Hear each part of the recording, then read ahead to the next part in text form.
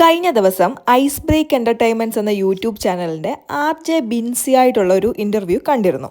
തുടക്കത്തിൽ തന്നെ ബിൻസി പറയുന്നുണ്ട്, എനിക്ക് പി ആർ ഒന്നും ഇല്ലായിരുന്നു, പി ആറിന് ഒരുപാട് കാശാകുമെന്ന് ഞാൻ പോകുന്ന സമയത്ത് കേട്ടിരുന്നു.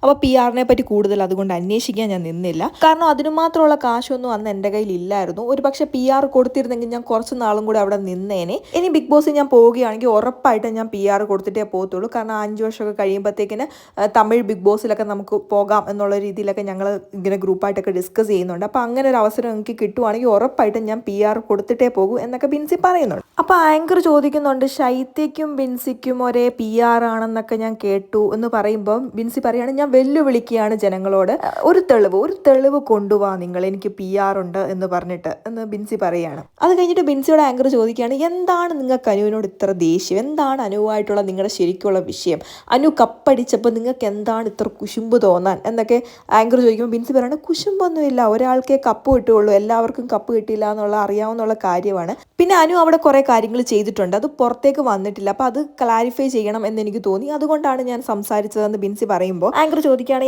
എന്താണ് ശരിക്കുള്ള റീസൺ എന്ന് ചോദിക്കുമ്പോൾ ബിൻസി പറയുകയാണ്, അപ്പാനിയുമായിട്ടുള്ള ഇഷ്യൂ, അപ്പാനിയുമായിട്ടുള്ള ഒരു വഴക്കിൻ്റെ ഇടയ്ക്ക് അനുമോൾ വിളിച്ച് പറഞ്ഞു, നീ കാരണമാണ് ഒരു പാവപ്പെട്ട പെണ്ണ് പുറത്തു പോയതെന്ന് പറഞ്ഞപ്പോൾ ഞാൻ വെളിയിൽ നിന്ന് ഷോ കാണുമ്പോൾ എനിക്ക് വല്ലാണ്ട് തോന്നി. അത് കഴിഞ്ഞിട്ട് റീ എൻട്രി സമയത്ത് ഞാൻ അനുവിനോട് സംസാരിക്കാൻ ചെന്നു, കുറച്ച് കാര്യങ്ങളുടെ ക്ലാരിഫിക്കേഷൻ വേണം എന്ന് പറഞ്ഞ് ചെന്നപ്പോൾ അനു എന്നോട് പറഞ്ഞത് ഇങ്ങനെയാണ്, അന്നൊരിക്കൽ അപ്പാനിയും അക്ബറും ബിൻസിയും പിന്നെ ആരായിരുന്നു ആര്യനും എല്ലാവരും കൂടെ ഇരുന്ന് ഇങ്ങനെ അക്ബറിൻ്റെ ബെഡിലിരുന്ന് സംസാരിച്ചുകൊണ്ടിരുന്ന സമയത്ത് എന്തിനോ വേണ്ടി ബിൻസി താഴത്തേക്ക് കുനിഞ്ഞ സമയത്ത് ബിൻസിയുടെ ക്ലീവേജ് കണ്ടു. അത് കണ്ടപ്പോൾ അനുവിന് ഭയങ്കര വിഷമമായി. അനു എന്നോട് പറഞ്ഞു, മോളെ അത് കണ്ടപ്പോൾ എനിക്ക് ഭയങ്കര വിഷമമായി, ഞാൻ എല്ലാവരോടും ഞങ്ങളതിൽ തമ്മിൽ ഇങ്ങനെ അങ്ങനെ ഡിസ്കസ് ചെയ്തു എന്നൊക്കെ ഇങ്ങനെ അനു എന്നോട് പറഞ്ഞെന്ന് ബിൻസി പറയുന്നുണ്ട്. എന്നിട്ട് ബിൻസി ആങ്കറിനോട് ചോദിക്കുകയാണ്, അതിലെന്തെങ്കിലും തെറ്റുണ്ടോ, ഒരാളുടെ ഇഷ്ടമല്ലേ എന്ത് കാണിക്കണ്ട എന്നുള്ളത്.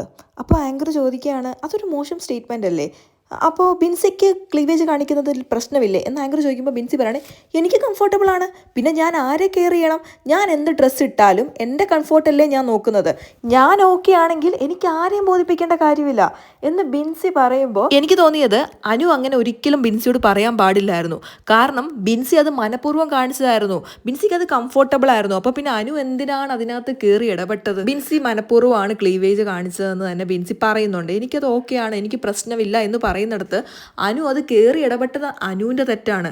ഇവിടെ ഫുൾ തെറ്റും കംപ്ലീറ്റ് തെറ്റും അനുവിൻ്റെ ഭാഗത്താണ്.